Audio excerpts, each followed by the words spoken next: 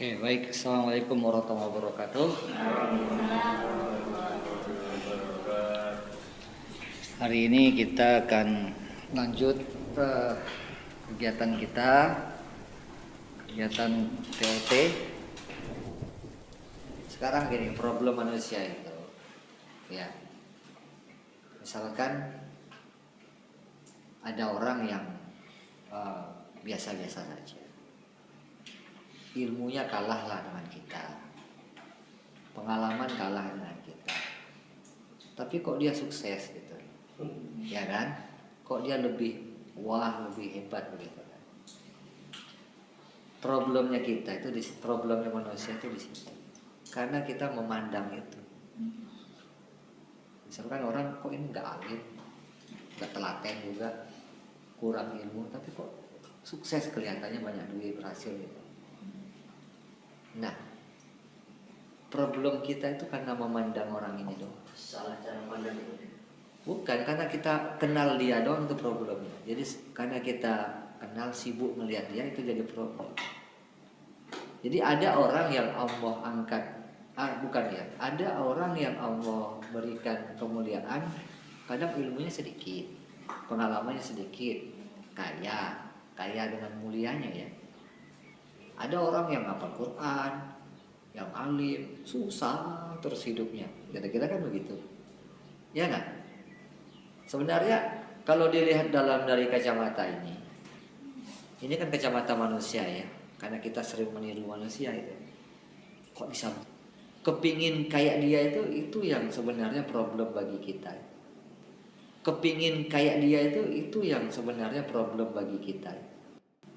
Karena dari situlah problem kita nggak sibuk sama urusan kita sendiri, nggak sibuk sama kebahagiaan kita sendiri, nggak sibuk sama memperbaiki kita sendiri. Kita membandingkan nikmat yang Allah berikan kepada orang lain. Misalkan dia fasik, nggak sholat, banyak maksiat, tapi kok usahanya lancar, kadang-kadang gitu. Atau dia non muslim, tapi dia kaya.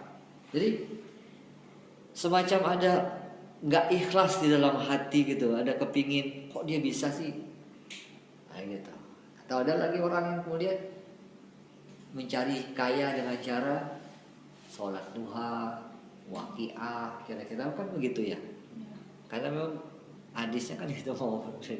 Akhirnya mendapat itu, tapi kok nggak kaya-kaya. Nah, ini nanti ujian semester pikir kan kayak gini, pertanyaannya kayak gitu kan, pertanyaannya kan harus kayak gitu pertanyaan.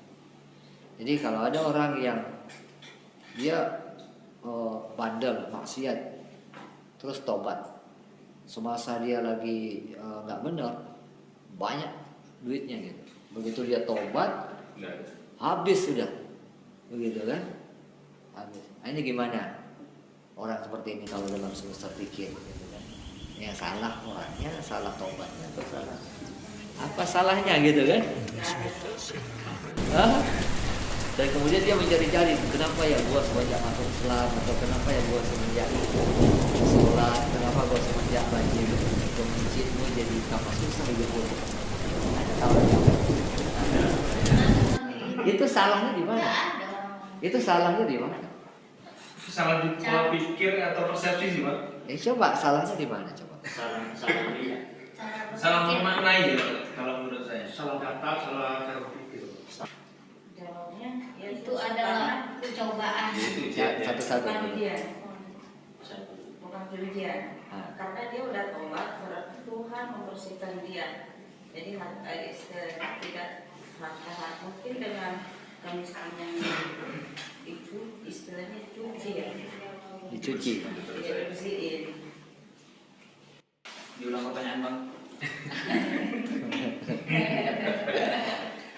Ya, ada orang curhat ke Iksan. Ya. Oke, dia bilang begini, Bang, saya itu dulu sebelum waktu saya lagi bandel-bandel itu banyak saya duitnya, Bang.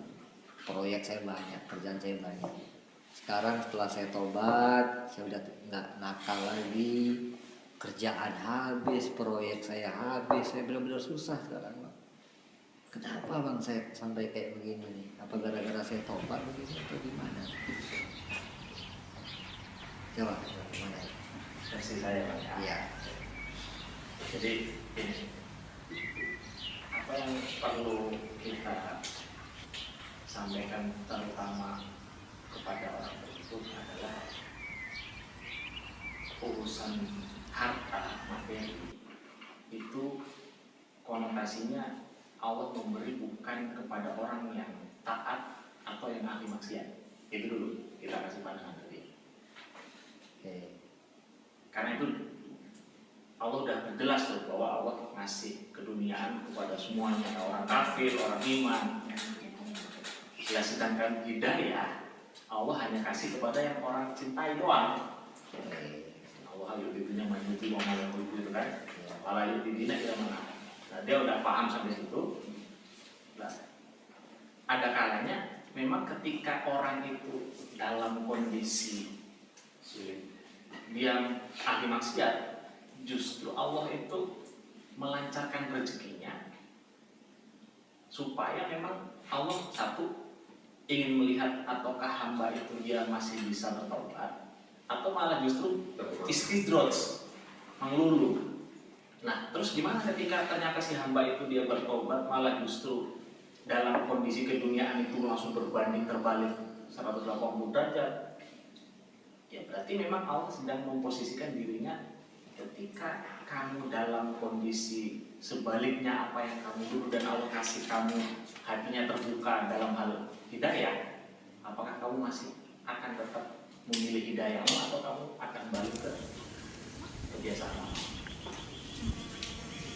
Kita udah kan pernah bahas 2 minggu yang lalu. Artinya gini, orang ini salah banding, satu, orang ini salah banding. Ya. Kenapa dia salah banding? Dia hanya paham nikmat badan, nikmat hati atau nikmat rohani, dia belum paham. Ya nggak? Sehingga nikmat badan antara duit 10 juta sama duit 1 juta dianggap lebih banyak duit 10 juta. Itu kan benar kalau dalam kategori nikmat badan. Ya nggak? Oke, di atas nikmat badan ada namanya nikmat hati, ketenteraman, ada nikmat rohani, nikmat iman. Nah, oke, sekarang waktu dia tobat, dia harusnya sudah punya namanya 2 nikmat terakhir ini. Nikmat hati sama nikmat iman. Mana lebih tinggi nikmat iman sama nikmat badan? Iman. Jauh, nggak ada bandingannya toh. Kalau nikmat iman ini kan bisa surga selama-lamanya kan. Tapi kalau nikmat ini kan hanya berjalan sesuai dengan kebutuhan. Oke. Jadi dia pasti orang ini salah banding karena dia membandingin duit dia waktu setahun yang lalu, 2 tahun yang lalu dengan duit dia yang ada sekarang. Ya nggak? Dia membandingin sama-sama nikmat badan. Sementara dia sekarang sudah punya nikmat hati atau nikmat rohani yang dia lupa. Oke, yang dia lupa. Kalau orang ditanya apa nikmat yang paling besar dalam hidup ini, itu kita jawab. Yang pertama nikmat hidup toh. Yang kedua nikmat hidayah, iman. Yang ketiga baru nikmat sehat, ya nggak? Nah sekarang dia punya 3-3 ini, cuma dia nggak punya duit doang, kan kecil. Dibandingkan 3 hal ini kan nggak punya duit kan kecil. Artinya ya tetap nggak bisa makan, tetap terlilit utang, tetap punya problem sama sama. Tapi dia sudah punya namanya nikmat yang paling besar, yaitu nikmat a'dzam, nikmat iman, nikmat hidayah tadi. Nah, orang bisa menyadari, orang bisa berbesar hati, orang bisa lega dengan kondisi hidupnya yang ngepas-ngepas, yang susah-susah itu, kalau dia punya pikiran, punya kesadaran bahwasanya dia mempunyai nikmat yang lebih besar daripada susahnya keadaan dia hari ini. Misalkan harus numpang, keuangan susah, oke? Tapi dia punya nikmat yang lebih besar, ketenteraman hati atau nikmat iman. Jadi kita yang terbiasa dengan nikmat badan ini menganggap nikmat badan ini penting. Nah itulah yang menjadi problem kita. Ya, nikmat badan kita penting, punya harta itu harus dikejar, kepuasan dianggap penting, sehingga kerja kita, orientasi kita, cara-cara kita mengejar kenikmatan ini, dan itu dapat pasti nggak memuaskan, karena ada dua nikmat yang sebenarnya lebih besar daripada nikmat yang harus kita kejar, yaitu nikmat hati sama nikmat rohani. Pertanyaannya, apakah Anda sudah punya master plan untuk meningkatkan kenikmatan rohani? Apakah Anda punya dream mapping meningkatkan kenikmatan hatimu? Atau hanya punya dream mapping untuk meningkatkan kenikmatan badan? Orang kalau ditanya, apa? Saya ingin punya mobil, saya ingin punya rumah, saya ingin punya deposito, saya ingin punya, itu kan yang dikejar. Boleh. Coba ini kan levelnya kecil. Harusnya yang itu ya. Itu kalau ditanya dalam waktu 24 jam kamu memporsikan untuk memenuhi kebutuhan ini, ya 2 jam, kira-kira gitu. Terus sisanya 5 jam saya akan gunakan untuk menjadi pribadi yang jujur, menjadi orang yang bertanggung jawab, menjadi orang yang penyayang, supaya nikmat hatinya dapat. Oke. Nah, sisanya yang waktu yang panjang harusnya dia kejar lagi nikmat yang besar, yaitu nikmat rohani. Ya. Nikmat rohani yang paling besar. Nikmat dekat dengan Tuhan. Uniknya kalau kita mengejar nikmat ini, mengejar nikmat yang paling besar ini, maka yang 1, 2 tadi tercover nih. Nah, ngomong ini gampang, tapi mempraktekkan itu seakan-akan kita harus membunuh, ada hantu besar di dalam diri kita itu, ya kan? Loh, itu kan harus disampaikan dengan motivasi, ya kan? Dengan cara-cara public speaking, harus dengan visual, harus dengan audio, verbal, vokal, untuk menambah keyakinan. Paham, teman, tidak menggelora di dalam jiwa gitu kan. Jadi harus sampai yes, wah gitu. Harus disampaikan kuat gitu. Itu teknik public speaker ya. Siap untuk kaya? Enggak, katanya. Siap untuk damai? Siap, katanya. Siap untuk penuh cinta? Ya enggak, ya, itu ya. Logika jawabannya kan gitu ya. Alurnya. Nah, sekarang kita benar-benar harus secara sadar, istiqomah, yakin, ulangi lagi, karena kan modelnya kan kayak gitu. Harus impression, repetition, sama beliefnya. Saya percaya sama ayat ini, bukan saya percaya sama, tapi dia nggak percaya. Ya enggak kata dia kan, ya enggak gitu. Kamu percaya nggak sih kalau orang yang bertakwa itu diberikan kebahagiaan dunia akhirat? Percaya nggak? Percaya. Berarti yang percaya yang itu di materi apa sih yang ada? Syak, zon, yakin, inul yakin, itu di materi abang yang di mana itu? Hakul yakin. Kan ada abang kasihkan 3 kategori kepercayaan. 1 syak, zon, kemudian yakin, kemudian ainul yakin, kemudian hakul yakin. Pikir. Enggak. Kuliah umum kalau nggak salah. Ada di materi itu. Nggak ada, Cak? Nggak ada, Cak? Gak ada. Dulu di Materi pikir juga. Cuma di masyarakat bedanya hati sama apa? Kolbu. Hati sama kolbu ya. Kolbu ya. Pikir gitu. Ya sekarang kayak gini, abang ngasih informasi kayak gini.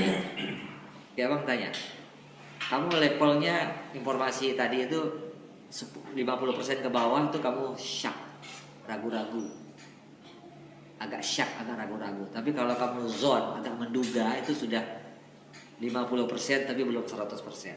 Jadi kalau kamu yakin, 100%. 100%. Jadi kalau kamu sampai ainul yakin hakul yakin, ini levelnya sudah kuadrat ya. Ini pasti. Yakin. Pasti. Nah sekarang kepasrahanmu sama Allah yang mengatur semua ini. Kepasrahanmu sama Allah yang ngatur semua ini berapa persen?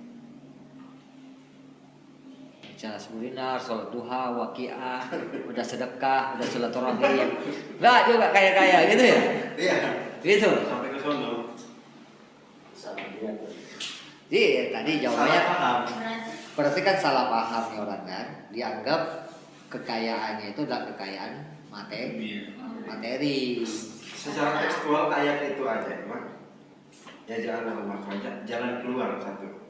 Jalan keluar itu belum tentu langsung dikasih kaya, dikasih rezeki. Setelah step selanjutnya warzuqhu min haitsu la yahtasib. Rezeki saja itu bukan sepenuhnya duit atau materi ya. Iya. Iya.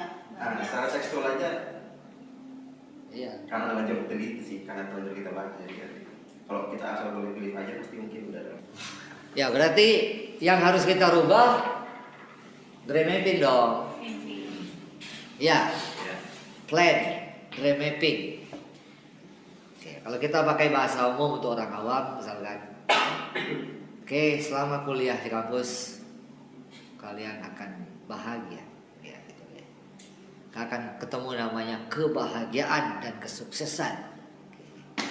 Tapi di dalam otaknya sukses bahagia banyak duit kan? Itu dia sendiri yang nafsirkan gitu ya kan? Ada turunan kan? Kan kita cuma ngomong sukses bahagia, padahal yang kita maksud itu sukses bahagia itu artinya dekat dengan Allah. Cuman kita nggak ngomong sukses bahagia, tapi di dalam otak yang diterima berarti gue banyak duit. Nah, kira-kira begitu.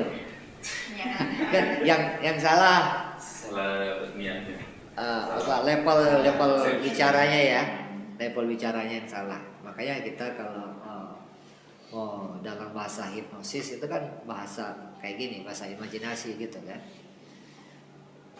Tapi di dalam pikirannya berbeda-beda.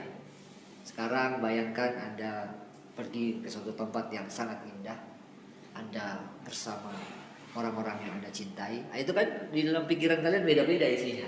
Satu gunung, satu pantai, satu mana-mana. Ya kan? Itu bahasa sesuai data. Sesuai data ya. Jadi hal-hal kayak gini yang tadi dibicarakan Sri Budina itu sesuai data juga.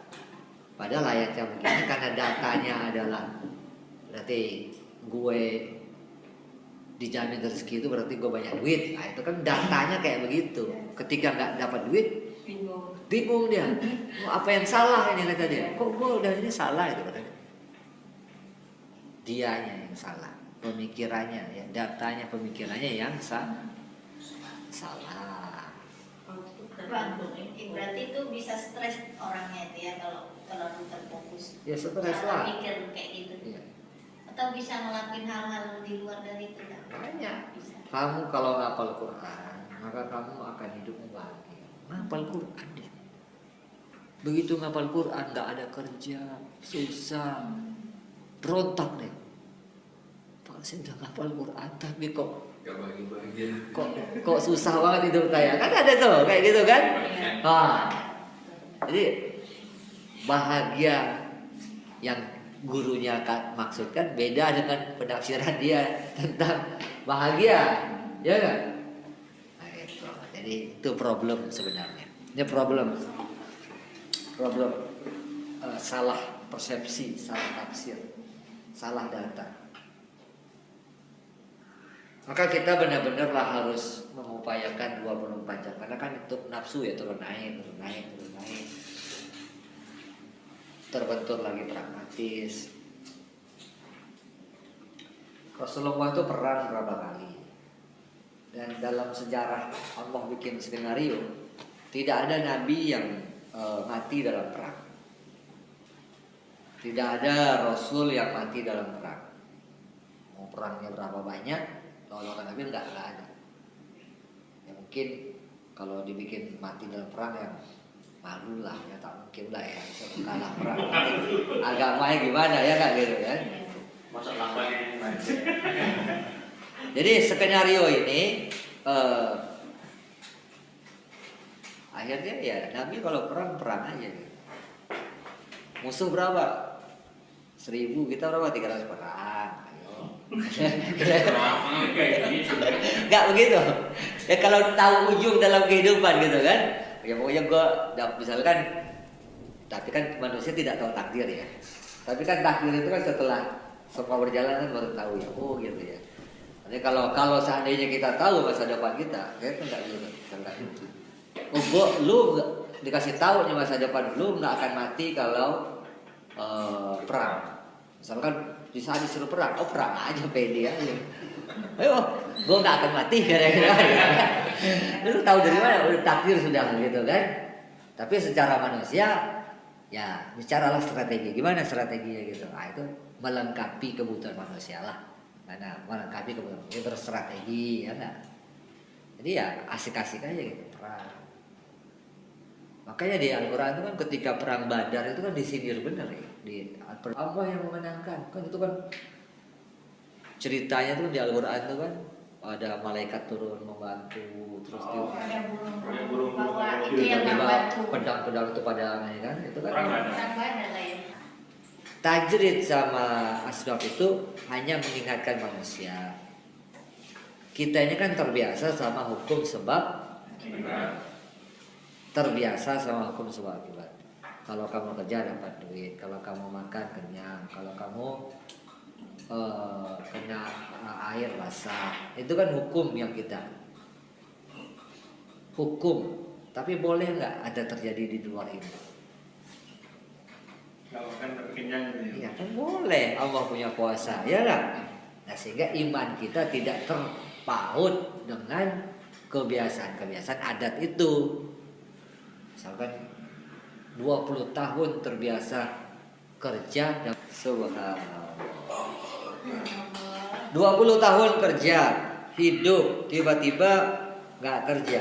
Ya kalau stresnya 1 hari mungkin agak dimaklumi lah. Ya kalau stresnya sampai 2 minggu, 1 bulan, malu lah sama sholatnya. Karena apa? Karena terbiasa menganggap duit ya dari kerja. Nah, dan begitu.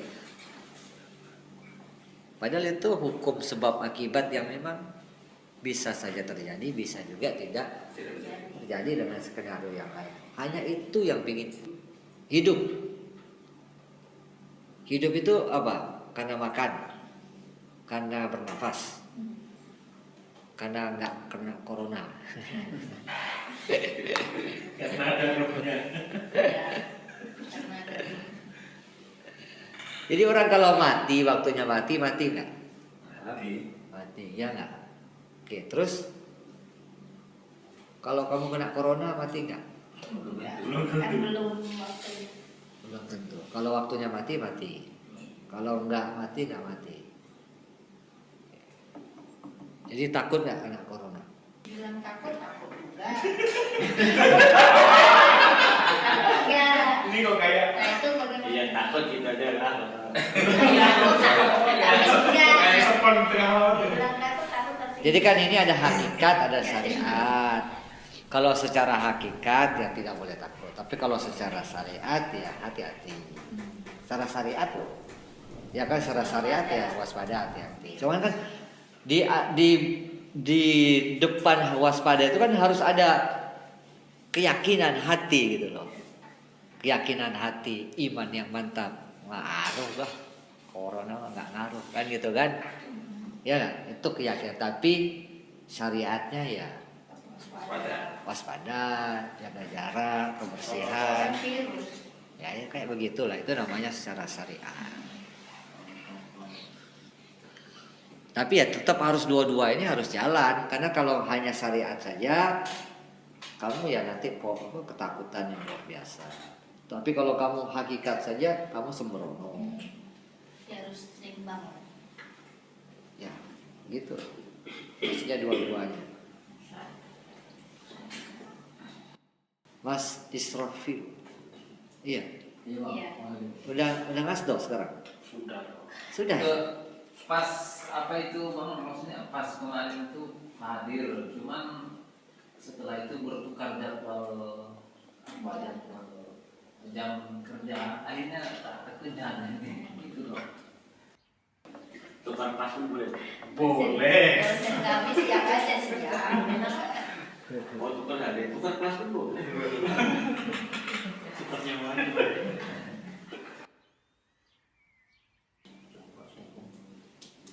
Kalau kamu melihat orang cewek yang lebih cantik daripada kamu gimana? Kalau ini Yang negatif aja. negatif iri lah Pak. Timbul dengki ya. Iya iri dengki. Iri satu ya. Iri ya timbul dengki ya. Iya. Karena melihat orang yang lebih ya. Muncul iri, muncul dengki, muncul juga dia kok gitu doang. Cowoknya cakep, padahal tampang nggak ada. Wah kira-kira kan gitu kan. Itu apa namanya itu? Dengki ya. Iri ya. Iri dengki Iri dengki kan kawannya itu Pak. Iri dengki serai. Jayus. Jayus. Akhirnya apa? Akhirnya dia lupa mensyukuri dirinya. Itu problem. Kalau kita sering melihat orang hebat, problemnya kayak gitu. Sering melihat orang hebat, problemnya kayak gitu. Orang yang lebih kaya kayak gitu. Jadi kecil hati kita. Sibuk sama urusan sendiri. Jadi kita datang ke rumah orang, rumahnya waduh, mantap kali gitu. Kerja, ya itu harus diingat tuh ilmu itu. Supaya tidak muncul namanya dengki, iri hati ya. Dan itu merusak kebahagiaan hari ini. Merusak kebahagiaan kita saat ini. Ya kan? Tidak ada jalan menuju bahagia karena bahagia itulah caranya. Ini tuh kan materi kan. Tidak ada jalan menuju bahagia. Yang ada bahagia itulah jalannya. Kamu bahagia itu syaratnya apa?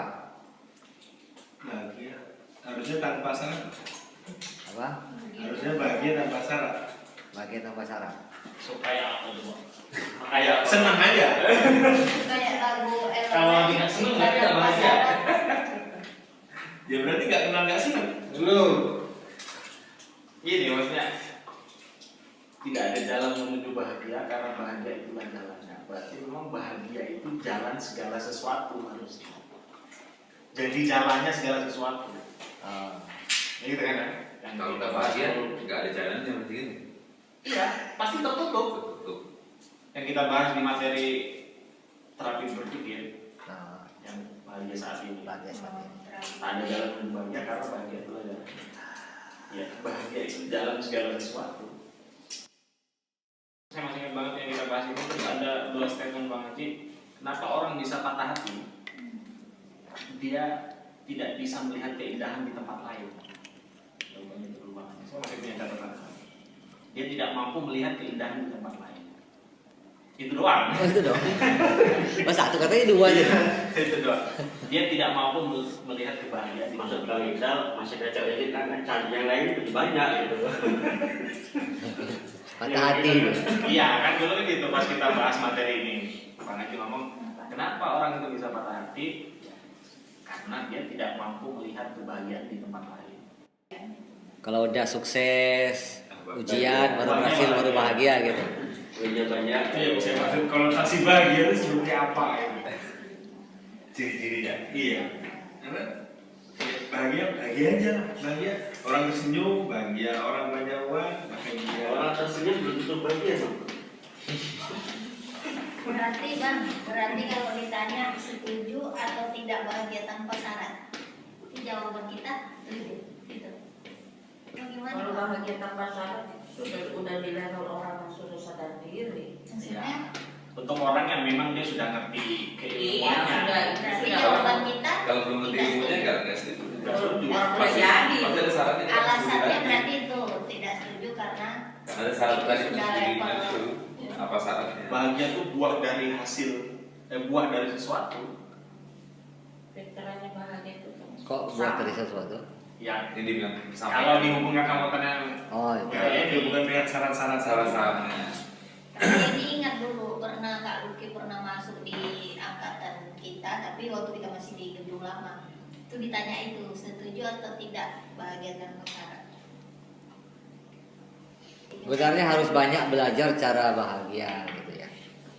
Kita harus punya 100 trik atau 50 trik yang kita hafal, kita ingat cara-cara mudah untuk bahagia. Berarti butuh trigger lah ya penyebab untuk bahagia. Sehingga bahagia itu begitu mudah dan bahagia itu bisa terjadi secara alami. Kenapa alami? Karena sudah menjadi MSU. Pernah tergila-gila dengan cinta, Ril? Pernah? Pasti pernah lah. Kalau Tergila-gila dengan cinta? Nggak pernah? Masih Waktu kamu muda dulu? Lu pernah gitu kalau masih sehat bos kayak gitu? Iya kan? Sampai orang tuamu kamu lawan, sekolah kamu labrak, pokoknya semua aturan dunia nggak berlaku pernah lah. demi untuk cintamu itu. Nggak pernah? Iya. cinta Sekolah bolos terpendam. Bertemu sebelah tangan. Akhirnya bertemu. Cinta malah begini. Cangkel. Kalau cinta itu nggak ada waktunya itu loh. Pede sekali. Terlalu asik ya. Hah? Kamu pernah nggak sih terlalu asik suka kok cepat sekali? Pernah nggak? Pernah. Ya nggak mesti apa, tapi pernah nggak ngalami suatu kejadian yang kamu sedang fana, sedang benar-benar menikmati dan ketika waktunya itu harusnya panjang, kamu bilang, lu kok udah selesai kok cepet sekali? Uangnya ini habis waktu mati. Habis mati. Uangnya dari mati. Ya, Dari mati kan dari server. setelah kamu ngelakuin itu kamu nggak lelah. Oh, beda dengan orang fokus ya. Orang sedang fokus main game, memang dia asik, tapi setelah dia selesai kan dia lelah. Tapi ini enggak, setelah dia selesai, lu aku kepingin lagi tapi kok selesai itu. Pernah nggak? Nggak, yang nggak pernah jawab, coba nggak pernah itu. Nggak pernah. Yang nggak pernah itu mengalami hal seperti ini, entah apapun itu, pernah ya? Pernah ya. Harusnya durasinya panjang. Secara biasa panjang banget, tapi karena sudah sangat cinta, sangat suka, kamu kok udah selesai aja ya? Padahal aku masih kepingin lagi gitu. Pernah kan? Contohnya main bola gitu kan. Kok tiba-tiba waktunya habis. Habis itu ya. Padahal udah asik-asiknya. Tergantung di tim yang mana. Kalau tim yang menang, Lagi ya. Tambahan 5 menit itu 8 kali. Ini kan masalah rasa, ini masalah rasa. Bukan masalah waktu. Ini masalah rasa loh. Gini ada statement ini. Rindu itu bukan persoalan, tapi dia jawaban yang belum selesai bahkan tak harus. Makan tak harus. Kalau memang rindu itu obatnya ketemu, Nah, berarti kalau ketemu udah nggak rindu. iya. Padahal rindu itu akan selalu ada harusnya harus selalu ada. Iya. Bahkan tak harus. Berarti nggak harus ketemu. Ketemu dan nggak ketemu tetap rindu. Iya. Apalagi ketemu gitu. Ketemu tambah rindu. Semakin kulihat wajahmu. Semakin menantang. Orang fana kayak begini, yang levelnya level fana kayak begini, nikmatnya luar biasa toh. Fana kayak begini, terhipnotis dengan keindahan itu. Hanya dia yang bisa melihat itu indah gitu. Orang lain bilang, cewek itu biasa aja bang, enggak, luar biasa. Seperti Laila sama Majnun gitu kan. Ketika ditanya sama Khalifah, Laila kamu ini biasa aja loh, nggak terlalu cantik apa gitu. Kenapa sampai Majnun tergila-gila sama kamu? Laila jawab, hanya Majnun yang tahu betapa cantiknya saya, kalau kamu nggak tahu gitu kan. Pingin nggak hidup dalam keadaan yang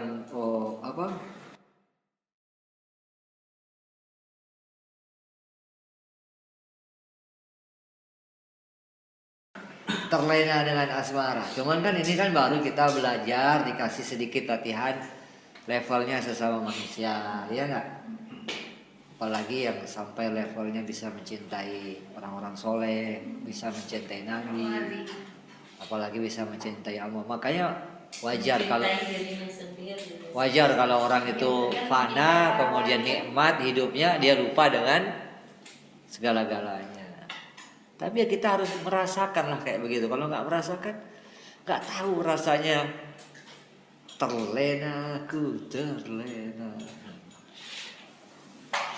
Dan harus dapat lah raih cintanya itu. Kalau nggak dapat raih cintanya, yang ku cintai ternyata tak pernah menganggap aku ada. Kasihan gak? Aku udah menanti sekian lama gitu. Tapi kalau yang mencintaiku juga menunggu cintaku, masya Allah, ya nggak? Lu pernah nelpon 5 jam itu sampai kok habis gitu? Pernah? Nelpon sama pasangan atau sama pacar lah gitu, berjam-jam kok udah habis gitu, padahal masih pingin lagi gitu. Pernah? Sering itu? Ada ya? 5 jam. Setengah hari ya nggak selesai ya? Ada lah saya gitu ya. Orang kalau suka, karena suka, apa aja bisa diomongkan dan itu indah. Banyak yang kayak itu. Tapi kalau nggak suka, ngomong 5 menit berat. Habis. Ya nggak? Mati gaya. Loh makanya orang kalau suka sama Allah tuh doanya panjang-panjang, mujinya tinggi-tinggi. Hebat. Oh, alhamdulillah, alhamdulillah. Pokoknya semua muncul dari kalam-kalam yang indah itu. Itu karena apa? Karena sedang menikmati keindahan percintaan. Ya nggak? Nah, gitu tuh. Jadi kan masuk akal kalau Nabi sholat tuh tahajud, baca Al-Baqarah, tahajud 2 jam, 3 jam, masuk akal. Nah sekarang kita nak coba kayak begitu, habis. Besok minta diurut badan.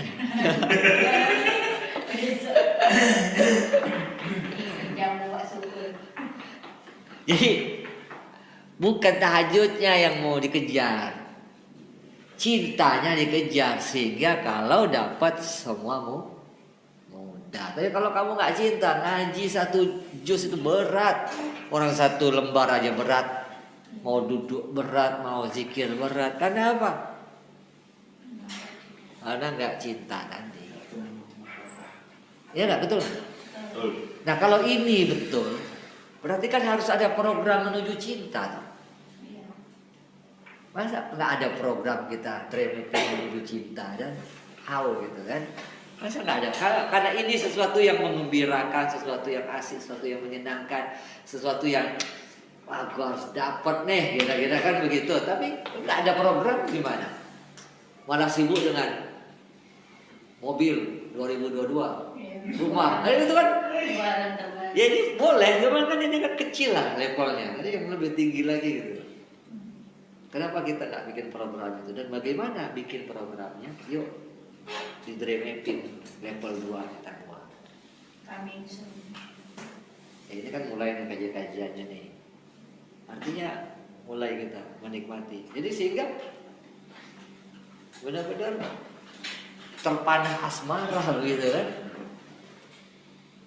Orang gimana sih kalau sedang jatuh cinta itu tiba-tiba ganteng, tiba-tiba baik sama orang, tiba-tiba apa yang pacar lu omongin dilakuin.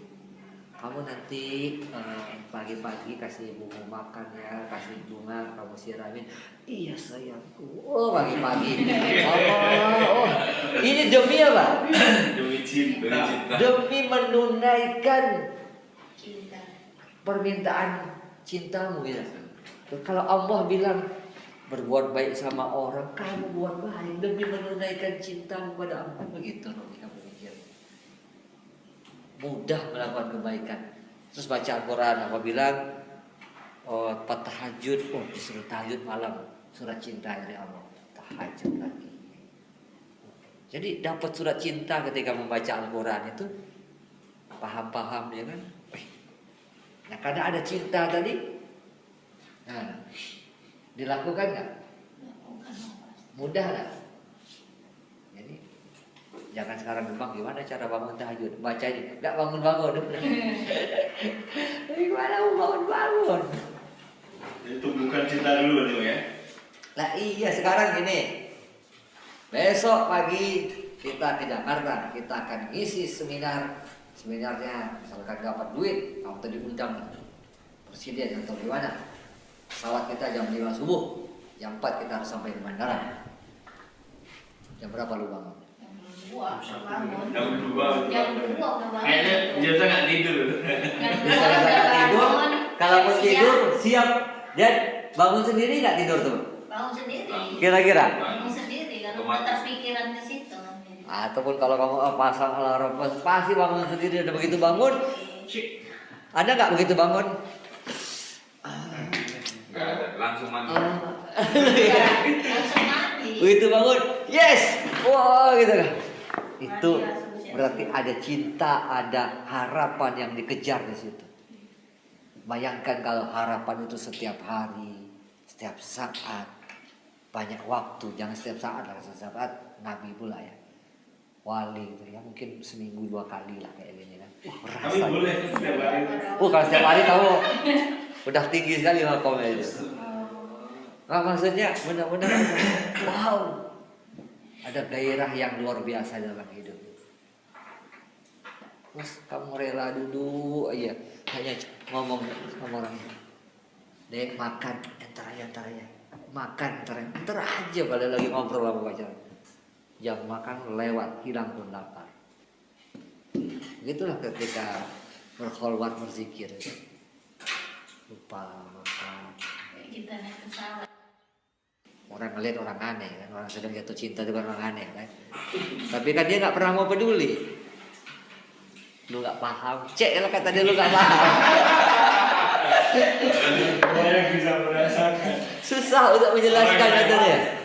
Susah untuk menjelaskan. Nah itu mau nggak kita sama-sama tuh ngejar ke sana cintanya Allah itu. Nah itu Allahu Akbar, Subhanallah. Ya perlu kan ada materi kayak gini, perlu nggak? Dream mapping itu? Mapping doang. Dream mapping yang pertama adalah tentang kenikmatan badan, cita-citanya apa, kenikmatan hati, cita-citamu apa, kenikmatan rohani, cita-citamu apa. Ini biar orang punya frame loh, jangan sibuk dengan dream mapping Badan terus. punya rumah, punya mobil, punya pekerjaan, punya itu kan di sini boleh dong? Boleh. Ya, tapi kan ini kan kecil. Oke, berarti kamu kan mengukur sama posisimu hari ini. Saya dalam 5 tahun harus punya duit 1 M. Sekarang baru punya duit 10 juta. Oke, it's my dream. Wah, ini adalah mimpiku. Oke. Nah, sekarang kita suruh nulis mimpi yang kedua tentang hatimu. Oke, aduh, ya ada. Nah, sekarang ukurannya gimana? Oke, hati, ya. Oke, karena hati ini apa? Hati. Kemudian saya apa lagi? Ini sombong. Sombong, Cemburu, malas, Rendah diri, pesimis, kurang cinta, kurang sayang, apa lagi? Cuek, tidak bisa bergaul, nggak punya teman banyak. Yes. Nah, 5 tahun lagi, ya, gitu. Saya akan menjadi orang yang berdaya mana? yang bijaksana, yang penyayang, yang welcome, yang selalu ingin berubah. Rencanakan kebahagiaannya. Saya ingin kedamaian, ketenangan. Cuma itu kan bahasa hati. Ukurannya susah untuk nanti kita bikin materinya kalau ada ukurannya. Kita bikin skala 1 sampai skala 10 gitu ya. Jadi Jadi ilmu di sini juga harus ada how. Kalau di sini ada how. Bagaimana kamu dari 10 juta menjadi 1 M? Saya akan mulai dengan bisnis ini tahun ini. Saya akan mulai deposito, saya akan mulai. Kan ada how-nya. Persoalan berhasil urusan kedua, tapi ada how-nya. Ada how, manusia ada harapan. Kalau sini bagaimana how? Ini harus punya ukuran. Yang ketiga adalah kebahagiaan rohani. Nah, kebahagiaan rohani adalah di sini adalah satu saja. Seberapa dekat dengan Allah. Nah ini dalam 10 tahun, dalam 5 tahun bagaimana? Nah ini ukurannya satu, kekuatan menjalankan syariat. Kuat nggak kita kalau masih bolong-bolong sih berarti ya masih minus. Kalau kamu sudah level syariat sudah selesai, kemudian bagaimana suasana intimku dalam beribadah. Artinya demen banget melakukan hal-hal sunnah.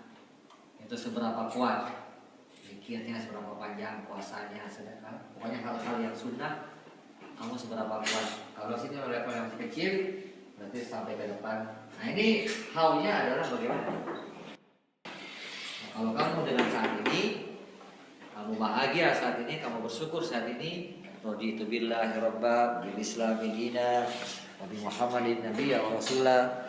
Artinya kita ridho ikhlas dengan segala ketentuan. Artinya ridho ikhlas itu kamu happy benar keadaan hari ini. Nah itulah cara menikmatinya. Kalau kamu salah perbaiki, kalau kamu kurang tambahi, maksiat minta ampun, dosa minta ampun, kerjakan amanahmu. Maka rumusnya balik lagi ke la'in syakartum itu kan. Kalau kamu bisa menerima kebahagiaan hari ini, maka akan tambah terus nikmat-nikmat. Kita nggak akan bisa meraih cintanya Allah kalau kamu nggak ikhlas dengan kehidupan hari ini. Senang nggak dengan keadaan kita hari ini?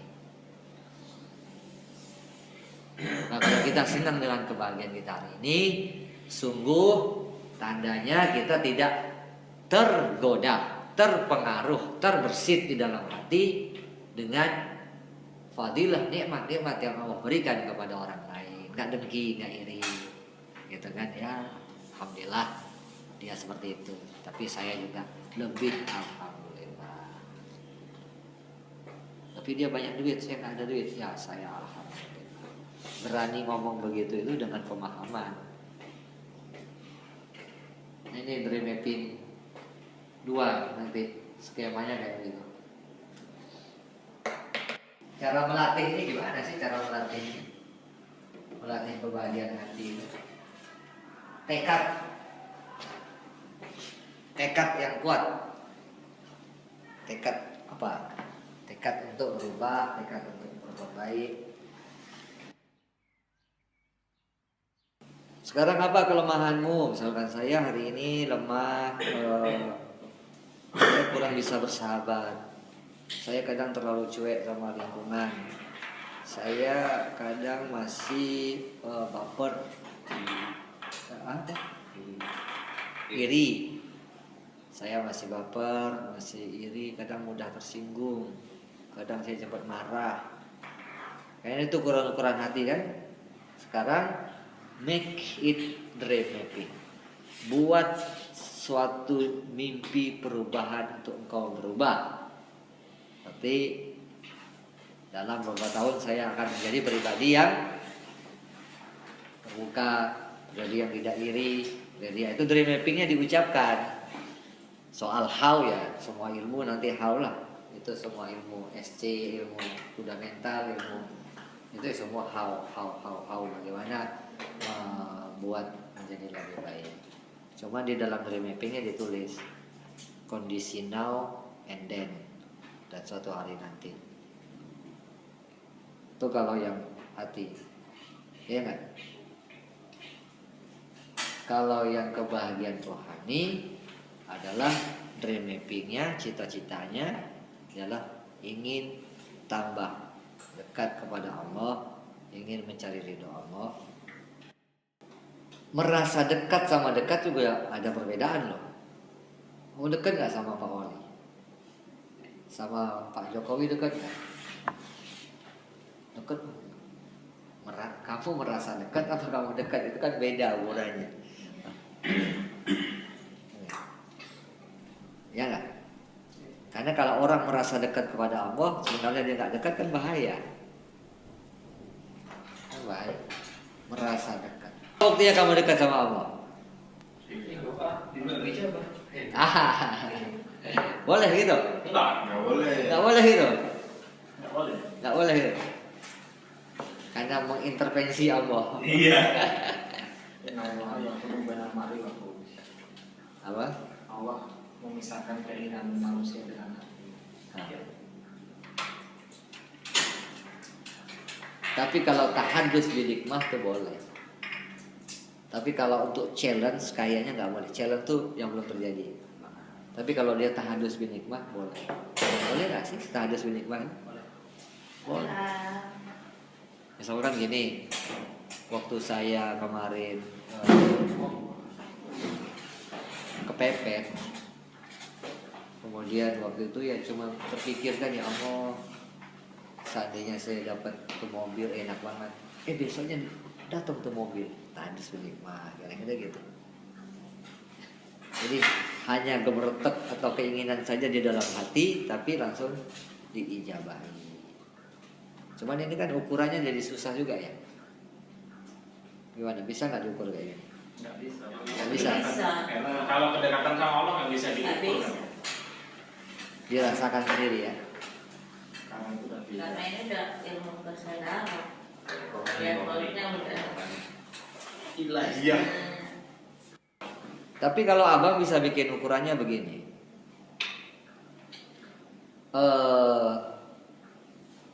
Kan seperti yang pernah kita kemarin lah, minggu kemarin.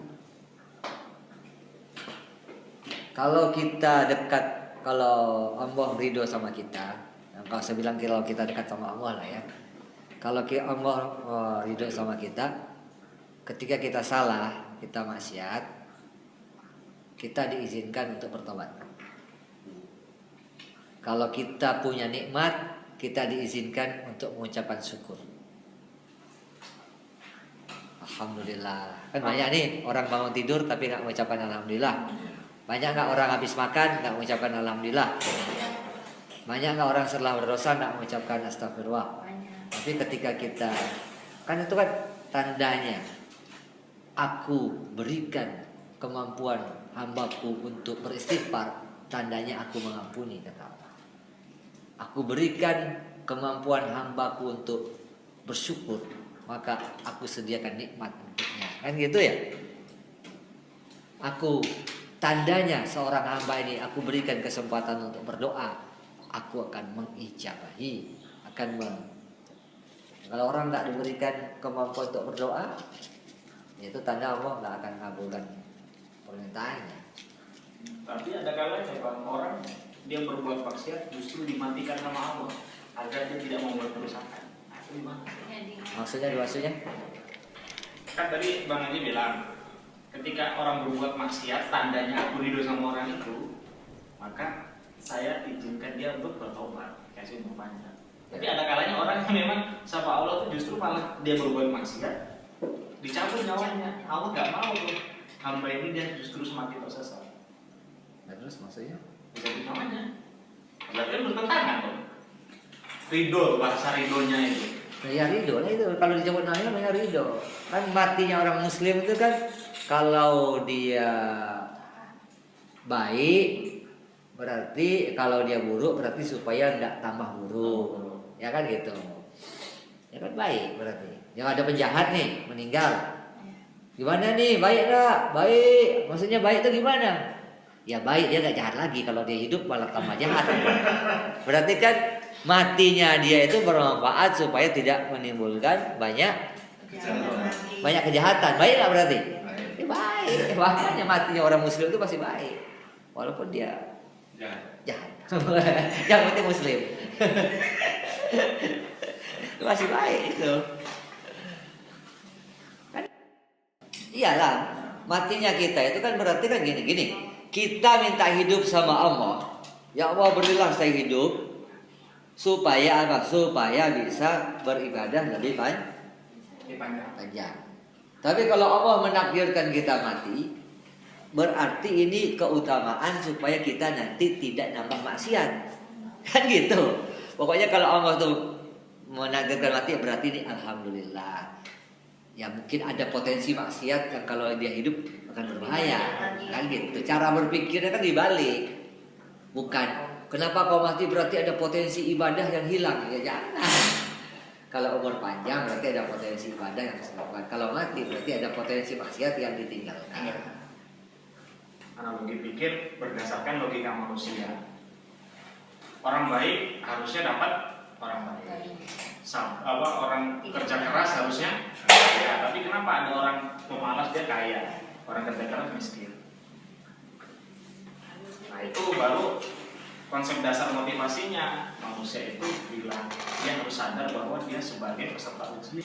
Seberapa bahagia Anda hari ini dan kemarin lagi. Apa bahagia Anda itu bakal bahagia besok atau lusa? Hari ini kita harus bahagia, yakin bahwa besok akan bisa bahagia. Besok akan lebih bahagia. Kan bahagia bagian dari bentuk syukur. Seberapa bahagia Anda hari ini? Sangat bahagia. Sangat. Berapa banyak neraktir orang? Tandanya orang bahagia suka neraktir. Kayaknya cuma satu orang.